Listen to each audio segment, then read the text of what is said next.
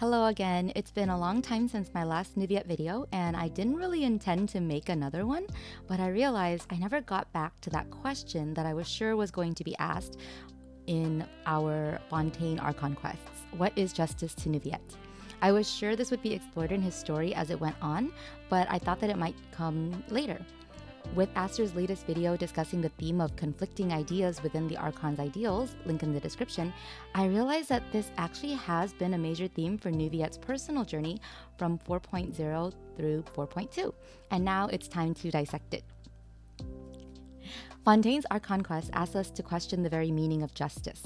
As a sovereign over the element of Hydra, which is the representation of the ideal of justice, as stated by Neuvillette himself when describing the contents of the third stone slab bearing the prophecy, Neuvillette himself represents the very concept of justice.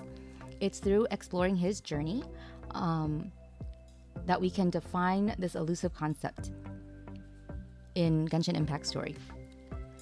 First, when we're introduced to Neuvillette, it's through two NPCs. They establish for us that in the eyes of the Fontainians, he represents the ideal of justice itself. Part of this is because his every judgment has always matched that of the Oratrice Mécanique d'Analyse Cardinale.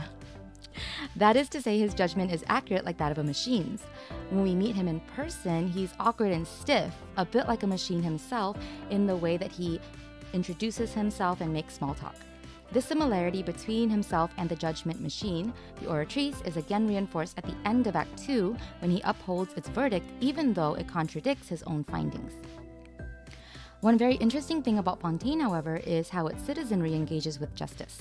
The Oratrice is one representation of justice, but in sharp contrast, so are the elaborately staged trials that the people gather to watch.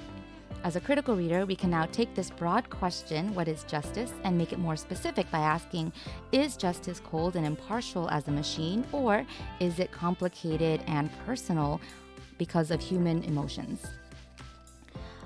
I believe the theme is established for us in Act 1 through various mistrials. First, let's look at Farina and the arbitrary nature by which she tries to call the traveler and Linny to court.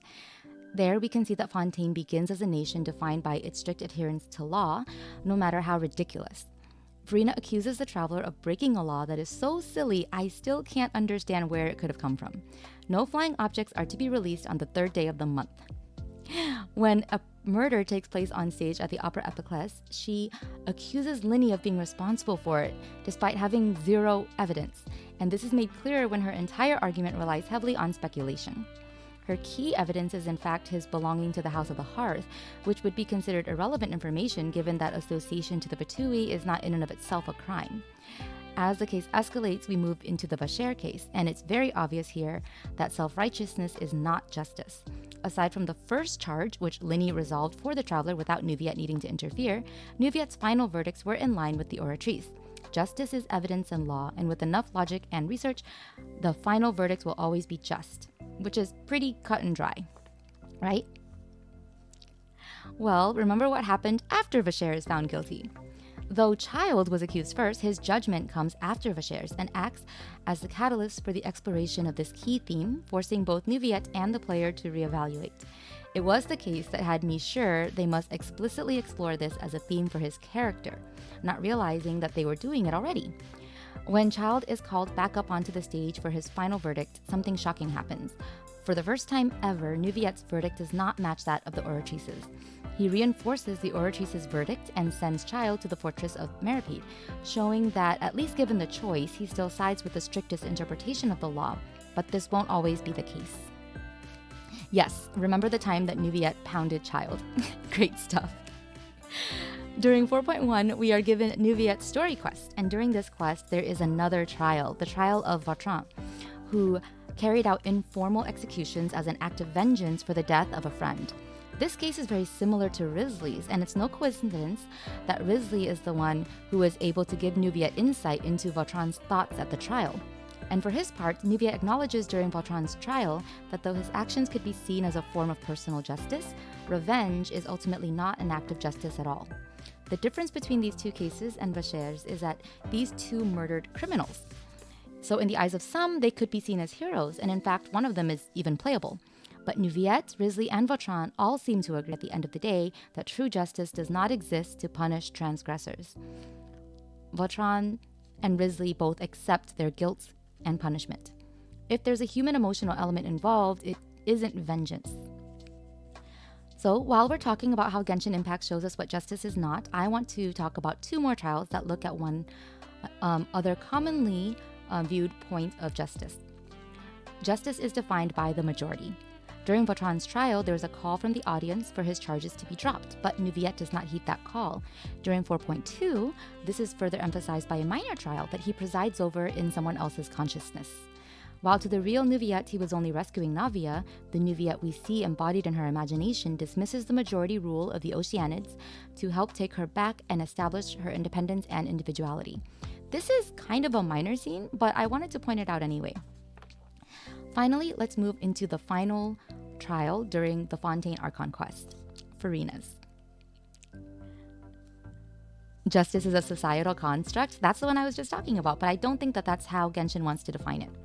During this trial, Furina's trial, Neuvillette and the Oratrice face off once again, and at this pivotal moment, he finally distinguishes his justice, and the Oratrices are different. There are multiple ways in which this is demonstrated. First, he finds Furina guilty of pretending to be the Hydro Archon, whereas the Oratrice names the Hydro Archon itself. Second, he states a verdict, but the Oratrice metes out a punishment, these two being very different things. Finally, when the punishment is carried out, the Oratrice carries out Focalors' execution in one swift movement, while Neuvillette is obviously brokenhearted as he cries while forgiving Fontainians for their sins and rescuing them from eternal damnation. So, what do we understand about justice as seen through the Fontaine Archon Quest and Neuvillette's personal journey? Justice is compassionate and loving, not cold or vengeful. It works to preserve the welfare of all, not just to punish transgressors, and it's embodied in Neuvillette, whose actions at the end of the Archon Quest further demonstrate these values. I think the ending is important because it shows the lasting effects of change on Neuvillette by the end of the story. Though under no obligation to do so, he decides to stay in Fontaine to govern the nation out of concern for its citizens. He also chooses not to charge Furina, taking into consideration why she faked being the Hydro Archon and not looking only at the fact that she did so. Maybe he, before the start of our quest, would have done so. Finally, he rewards the Fatui Harbingers for what they did for Fontaine, as well as protects Fontaine by not holding onto negative karma by passing on the Gnosis. So that's it for now. Let me know if you agree or disagree with this interpretation, and I want to ask one more question to further our discussion. How does his resolution to judge the Archons and the heavenly principles fit in with this newly established ideal of justice? Or doesn't it?